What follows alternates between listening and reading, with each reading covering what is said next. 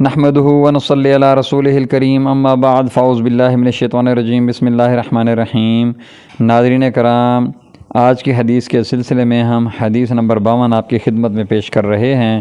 یہ مشکوٰۃ المصابیح کی حدیث نمبر 713 ہے، مساجد اور نماز پڑھنے کے مقامات کا بیان۔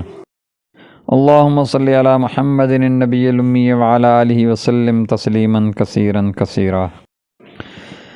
حضرت جندب رضی اللہ تعالیٰ عنہ بیان کرتے ہیں، میں نے نبی کریم صلی اللہ علیہ وسلم کو فرماتے ہوئے سنا، سن لو، تم سے پہلے لوگ اپنے انبیاء علیہم السلام اور اپنے صالح افراد کی قبروں کو سجدہ گاہ بنا لیا کرتے تھے، خبردار تم قبروں کو سجدہ گاہ نہ بنانا، بے شک میں تمہیں اس سے منع کرتا ہوں۔ رواہ مسلم۔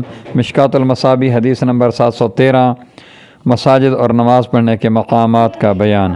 وما علینا الا البلاغ المبین، وآخر الدعوانا ان الحمد للہ رب العالمین، والصلاة والسلام علی سید الانبیاء والمرسلین، خاتم النبیین، محمد رسول اللہ صلی اللہ علیہ وآلہ وسلم۔